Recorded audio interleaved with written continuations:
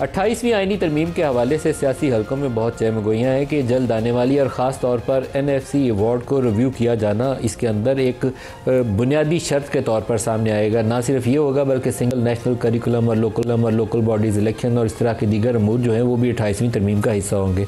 लेकिन हुकूमत की जो इत्तेहादी जमात है Pakistan Peoples Party, NFC award के ऊपर भी और लोकल बॉडीज़ के ऊपर भी उसके जो जवाबात थे 27वीं आईनी तरमीम के मौके के ऊपर, उससे लगता यह है कि वो आसानी से नरम नहीं पड़ेंगे और इसकी मुखालफत मुमकिन तौर पर करेंगे। तो क्या जो बाकी बड़ी सियासी जमातें हैं उसके ऊपर हुकूमत इस मसले के ऊपर राय आमा हमवार कर सकती है, उनको इंगेज कर सकती है? ये बड़ा सवाल है, क्योंकि PTI की जानिब से एक शिकायत पिछले चंद रोज़ से बार बार की जा रही है कि इमरान खान कैद तन्हाई में है और इमरान खान की फैमिली को भी उससे मिलने का मौका नहीं दिया जा रहा। और उसकी बहनों ने तो गुज़श्ता रोज़ और भी प्रोटेस्ट किया क्योंकि शिकायत ये आई कि उनके ऊपर पानी वानी और इस तरह की चीज़ें फेंकी गई हैं। तो क्या ऐसी सूरत हाल में हुकूमत इस पोजीशन में होगी कि एक पोलिटिकल इंगेजमेंट के साथ 28वीं आईनी तरमीम को पार्लिमान से पास करवा सके या इसके ऊपर पास करने के लिए वोटिंग की राह हमवार कर सके? ये बड़ा सवाल है।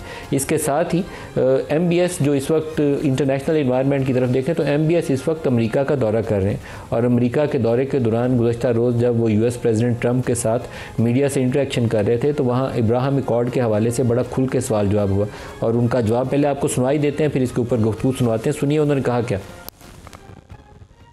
We want to be part of the Ibrahim Accord, but we want also to be sure that we secure a clear path of two-state solution. We're going to announce that we are going to increase that $600 billion to almost $1 trillion of investment. That's great news. We're going to sell them F-35s. That's the end of the question. अब ये बात बिल्कुल वाज़े थी कि जैसे ही MBS America पहुंचेंगे तो इब्राहिम अकॉर्ड के हवाले से उनके ऊपर दबाव आएगा। तो उनका जवाब भी बड़ा वाज़े अंदाज में है कि हम इसका हिस्सा बनना चाहेंगे।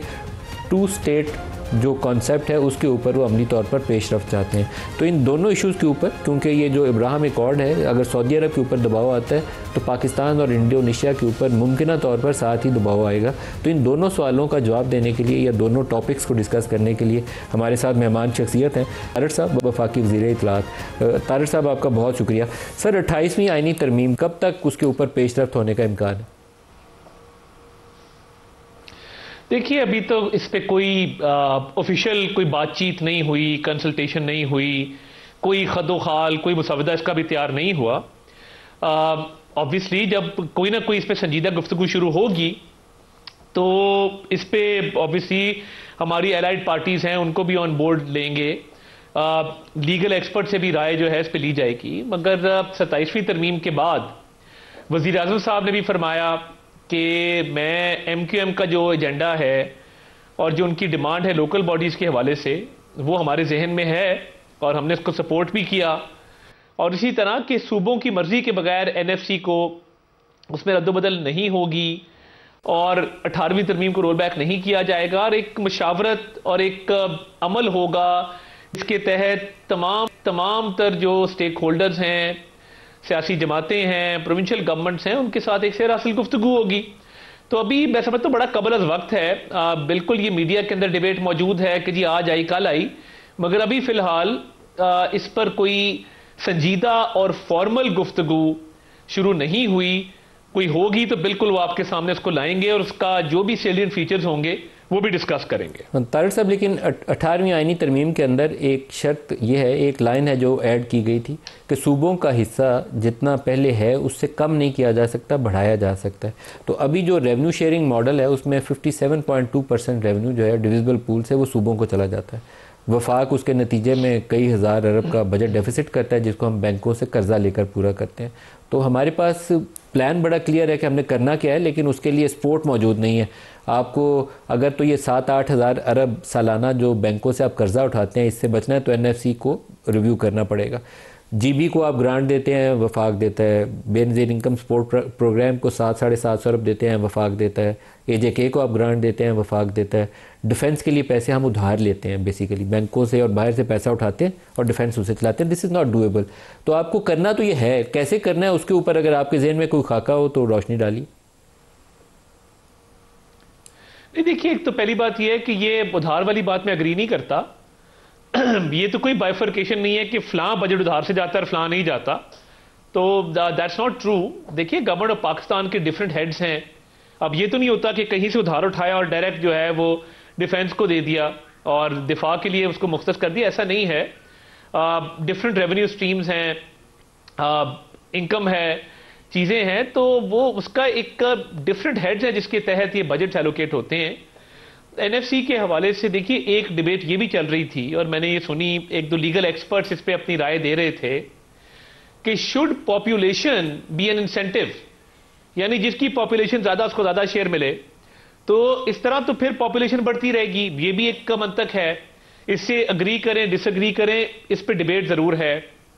और देखिए पॉपुलेशन के हवाले से, एजुकेशन के हवाले से कि एक यूनिफॉर्म सिलेबस हो पूरे मुल्क के अंदर, पॉपुलेशन की टास्क फोर्स या पॉपुलेशन कंट्रोल का जो महकमा है वो सेंट्रलाइज्ड हो और सूबों और वफाक मिल के उसको चलाएं, तो ये डिफरेंट चीज़ें डिबेट होती रही, इस पे अंडर कंसिडरेशन रही।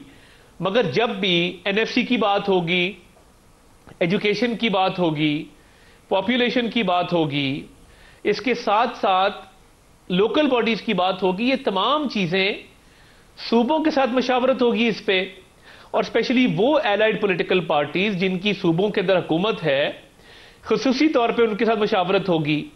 तो जैसे मैंने कहा अभी कबल अज वक्त है इस पर कोई हतमी राय देना इसके खदोखाल पे, तो ऑब्वियसली ये कुछ चीज़ें हैं जो 27वीं आईनी तरमीम के अंदर डिस्कस हुई, और बिलावल साहब ने भी जब ट्वीट किया तो उन्होंने ये सारी चीज़ें उसमें लिखी, उस पर बहस भी होती रही, और जो बेहतर समझा गया, जिस पर कंसेंसस हुआ, वो मंजूर कर ली गई। तो ये बिल्कुल एक बहस डिबेट अपनी जगह मौजूद है, मगर अभी बहुत ही कबल अज वक्त है इस पे मजीद रोशनी डालना कि इसका खदोखाल क्या होगा, क्या चीज़ें इसमें डलेंगी, क्या नहीं डलेंगी। सो मैं समझता हूं कि चीज़ें एक डिबेट के तहत मौजूद हैं, मगर अभी वो स्टेज नहीं आई कि कोई हतमी शक्ल ये इख्तियार कर गई। सर, नए सूबों का भी इसके साथ, तो नए सूबे बनाने चाहिए या नहीं बनाने चाहिए आपकी राय में? देखिए मैंने उस दिन भी ये देखा और इस पे मुख्तलिफ लोग अपनी राय का इजहार करते हैं। देखिए कोई ना कोई जब प्रपोजल आता है उसकी कोई ना कोई बेसिस होनी चाहिए कि उससे गवर्नेंस बेहतर होगी नहीं होगी, उससे अवाम के हालात बेहतर होंगे नहीं होंगे, उससे वफाक मजबूत होगा और एक मुल्क के अंदर मजीद कोहीजन और सिनर्जी आएगी नहीं आएगी। तो ये डिबेटेबल इशू है, इस पे एक डिबेट चल रही है, और इस डिबेट का क्या नतीजा निकलता है वो भी एक मशावरत और एक उस अमल के तहत होगा जिसमें कंसेंसस बिल्डिंग होगी। तो फिलहाल अभी ये ना इस पे कोई डिस्कशन हुई है, कुछ एकेडमिक्स इस पे बात कर रहे हैं, बट एज आई सेड इस पे अभी द ज्यूरी स्टिल आउट, अभी इसके प्रोज एंड कॉन्स डिस्कस हो रहे हैं।